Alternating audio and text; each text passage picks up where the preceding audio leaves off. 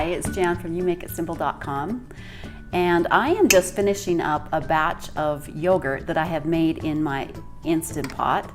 And for those of you who don't know what an Instant Pot is or have not yet made yogurt in your Instant Pot, I encourage you to get on my website and follow the simple instructions to make that. So I'm not showing you how right today to make the yogurt full out, but I'm going to go over today the straining process, which I have found another way that works a lot better and is a lot easier. So I'm going to show you how to do that today. So here is the yogurt, which has been processing overnight. And some things that I have learned also is the longer the yogurt processes, the better it is on your stomach. So some of what I've found from a lot of my readers and myself is that the longer it processes, the easier it is for your digestive system to assimilate and process. A lot of people that have lactose intolerance can do the yogurt, the milk yogurt, if it has been processed longer. So my recipe calls for to process it at least 8 to 9 hours, but what I've been doing is processing it. This has been sitting overnight plus half of the day. So it's been probably about 14 to 15 hours processing. And this makes it a little bit more tart and it's still very creamy and yummy and good, but I like to process it a little longer. You can, I guess the old Instant Pot natural setting for the default setting for yogurt was 24 hours. So I have a lot of people that are processing it even 24 hours with great results. So I'm going to show you, usually the process that I have been teaching is to use a nut bag, which is great and it does a great job. However, it does get all over and spill over if you're trying to do it by yourself. So I have found another way that is a lot easier and one person can do it. So all you'll need is some coffee filters, and I use 4 of them. And you'll need a big bowl and just a regular strainer. But these regular strainers, usually it's not big enough to hold even a half batch is maxing it. And I like to make a full batch, which is a gallon of milk, but this is just a half a gallon of milk. But if you're using a full gallon milk, this is definitely not going to work. It's not going to hold it all. The nut bag will, but again, it's hard to pour it in there. So I just put this regular strainer in first, and then I take my steam basket, which is awesome for the Instant Pot, and I use it all the time. I use it to make hard-boiled eggs. I use it to steam all my vegetables, and it gets used a lot. So something to invest in if you don't have one already. So I put that on top of the regular strainer and over the big bowl. So now I'm just going to take my coffee filters and place them in, open them up and place them in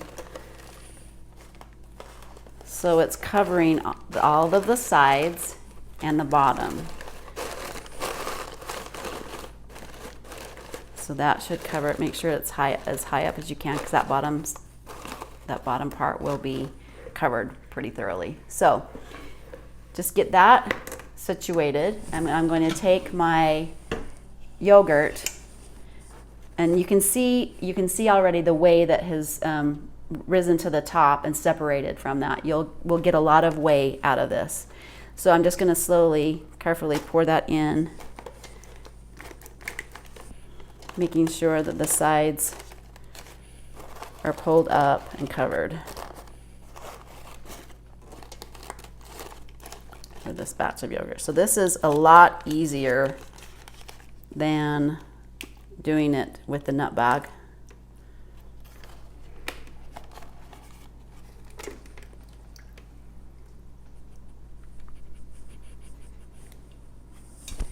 Then you can see there's still some in the bottom of the pan. I'm just going to scrape that.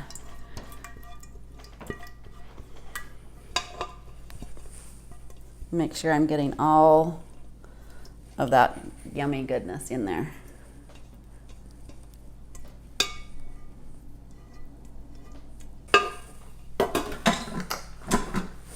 So this will sit for a couple hours probably, and if your kitchen's not overly hot, you're good to just let it sit on the countertop. I'm not afraid. If you're going to be gone for a while, you can put this in your fridge and let it strain. So I'm just going to show you how much whey already has dripped out of there. So you can use the whey for other things, or you can just toss it. But it's good. It's good to has a lot of good properties to use in your smoothies and other things if you choose. So we'll just let that sit for a bit. So you can cover that with a piece of cellophane, or you can put a cloth over it if you want to, just to keep it clean while it's straining. So I'm just going to show you the consistency after it's been sitting for an hour. And it depends on the consistency that you like. This is still kind of runny for my liking. I prefer a thicker yogurt, so I'm going to let it sit for another good hour. So it has been 2 hours since we put the yogurt in the strainer, and it does have a thicker consistency, which I do like. If you like it thinner, less time. So it's all about what you like and how long. The longer you strain, the thicker it does get. So I'm going to lift up the strainer and show you how much whey that we were able to get out of that. You can just pour this into a quart jar or a jar and use it for smoothies or making other things. There's a lot of recipes online of ways to use this whey. We're going to just take it out, and you can scoop it out, but I prefer pouring it into another bowl, and then we'll transfer it into single serving dishes. So I'm going to transfer it from this bowl into another bowl, then I can put it in single containers and put it in the fridge. So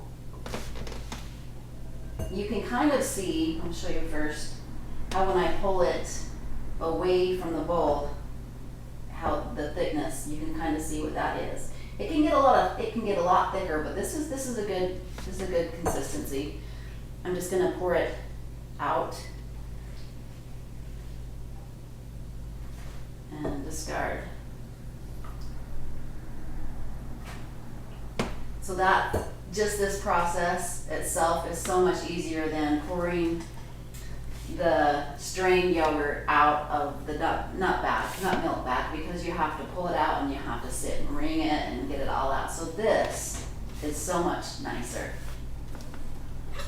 I like to store my yogurt in glass jars.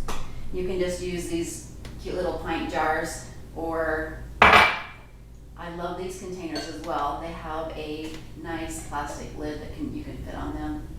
And I'll put the links in the notes below, or you can put it in bigger containers. This doesn't last very long in your house, and so and it can last up to a month in the fridge. I'm just going to put it in there. And there's so many awesome ways that you can use yogurt. We use it in salad dressings. It's really good in dips. And instead of using sour cream, we use this plain yogurt as sour cream. Works really well. And I have another video of showing a way to make a really yummy parfait, putting granola on the bottom of the jar first, and then some fruit, and works out really well. I don't sweeten my yogurt at all, and if you prefer sweeten it, you can sweeten it with honey. Maple syrup is another really good way to sweeten it if you like a more sweet yogurt. But you don't do that while you're processing, you'll add that after. So there you have it, an easier way to strain your Greek yogurt when you're making yogurt in the Instant Pot. I can't wait to taste this. Dipped in a cracker, dipped in plain yogurt, nothing else added.